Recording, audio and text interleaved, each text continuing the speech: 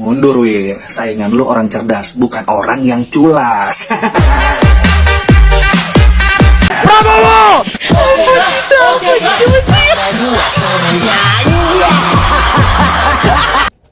Nih kasihan AHY nih, nggak tahu nih lebih sakit ditikung Caimin atau lebih sakit cawapres Prabowo Gibran. Yang saya takutkan, justru yang lemah ini akan disengsarakan. Itu bahayanya. Kapan Indonesia mau maju kalau begitu? Assalamualaikum masyarakat Indonesia. Apa kabar? Semoga kita semua dijauhkan dari keburukan di hari ini dan hari berikutnya. Di video kali ini kita akan memberikan komentar ataupun respon terhadap tanggapan-tanggapan netizen yang begitu keras ya terhadap para calon presiden pemilu 2024. Ya, kita saksikan videonya dan tulis tanggapan kalian di kolom komentar. Jangan lupa like dulu dan berikan komentar yang baik ya. Lanjut ke videonya. Halo, Pak Prabowo, posisi lagi kampanye. Oh semangat Pak, semangat. Pak ini saya mau tanya, kok Bapak ini elektabilitasnya melejit terus ya? Padahal banyak yang kritik loh.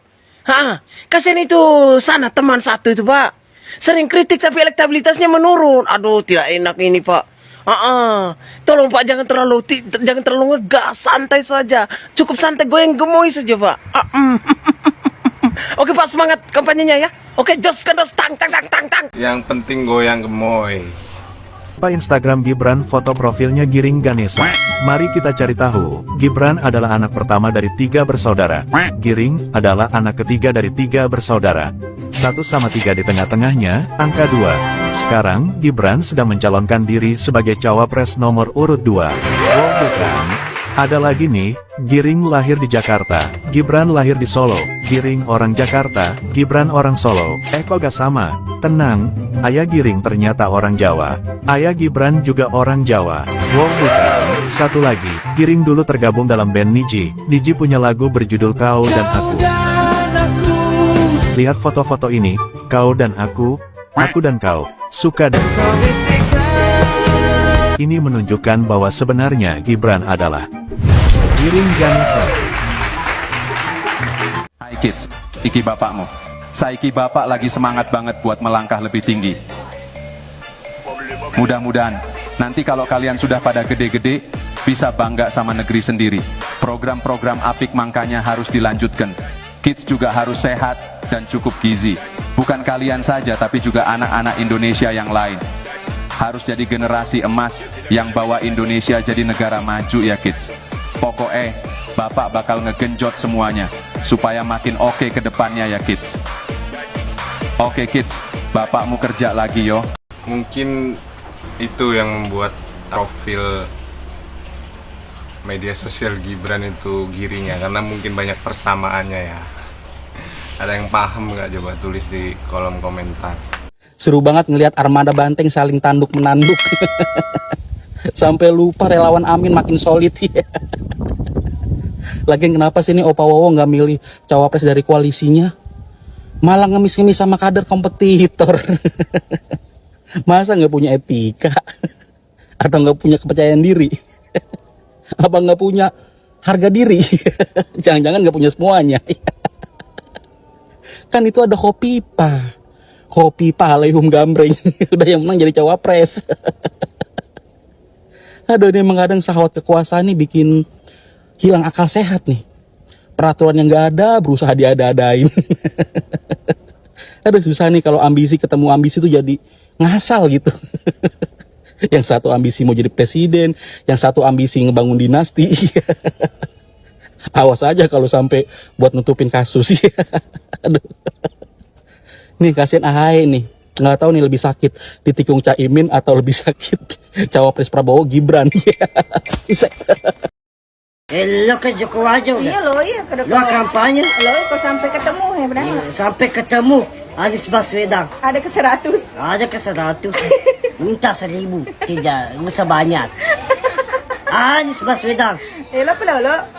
Anies Baswedan, Muhyiddin Iskandar. cari wakilnya Anies Baswedan. Iya ke sana. Muhyiddin Iskandar. Si bawah. Anies Baswedan. Oh. Kai, Kece Prabowo. Anies Baswedan ban ho. Anies Baswedan. Ilang pula lo. Nomor 1. Nomor 1 di hati. Selalu di hati Anies Baswedan. Ada di wajah. Ceweknya. Dilla. Aku benci kali aku sama orang jualan itu. Yang mana? Kan 3 orang itu. Nomor 1, nomor 2, apa nomor 3? Itu nomor 1 itu, jijik kali aku. Kenapa rupanya? Banyak kali janjinya, bacot kali. Biasa kak, namanya juga orang jualan. Katanya jualannya bagus-bagus, nyatanya busuk semua. Alah, sama aja itu kayak yang jualan nomor 3 itu. Nggak terpakai juga. Kenapa rupanya dia bang? Orangnya nggak wadas itu. Nggak waras. Jualan 10 tahun, hasil nggak ada sedikit pun. Kalau ada apa-apa, harus izin sama nenek. Kayak boneka aja dia. Sama, nggak beda jauh sama jualan nomor 1. Jualan 5 tahun, nggak ada yang beres, rugi banyak. Yang disalahin angin.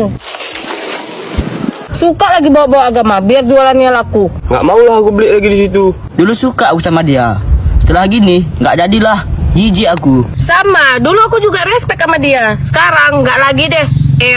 Jadi jualan siapa lah yang kita percayai lagi nih? Nomor 2 itu aja lah. Aku udah lama aku perhatikan dia. Orangnya ikhlas sekali tuh kalau jualan. Sering dia berbagi rezeki. Sering dia menolong orang. Tidak banyak yang mengetahuinya, tapi dia tetap berbuat baik.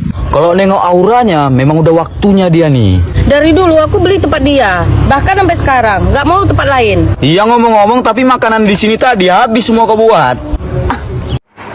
Nah lo Ganjar nih, pendukung Ganjar. Mana? Nih, Ini. ya. Gua dikasih duit, gua sama Anies.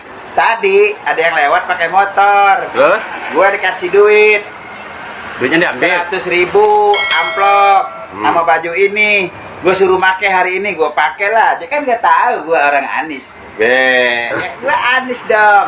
Ntar besok gue buka. Besok datang lagi, wow, kasih duit lagi, gue pakai lagi. Tapi gue hati gue Anies.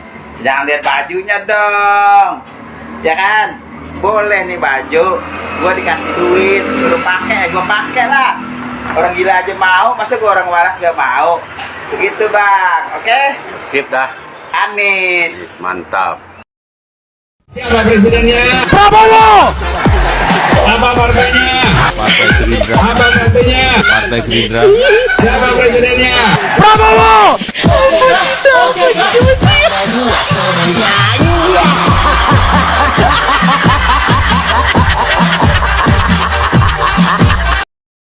Tegas berani harus. Oke.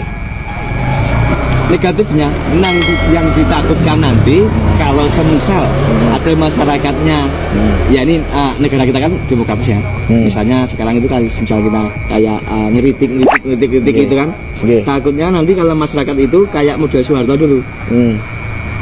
Datangi rumahnya, bawa pulang 3 nama. Nah, yang saya takutkan cuma itu. Cuma ya mudah-mudahan ya jadi. Cuma ya mudah-mudahan ya jadi. Lihat kebunku, binatang semua. Ada yang letoy dan ada yang gemoy. Setiap hari ku gebukin semua. Biarin mati, yang penting berkuasa. Ternyata niatnya hanya berkuasa untuk hidupi kredit macetnya. Ternyata ambisi jadi penguasa, yang lemah dibuat sengsara. Gak bahaya tah? Ada sebuah pidato. The strong will do what they can, and the weak suffer what they must. Yang kuat akan berbuat apa yang ingin dia berbuat. Yang lemah harus menderita. Ini ajaran yang saya heran jarang diajarkan di Indonesia, Pak.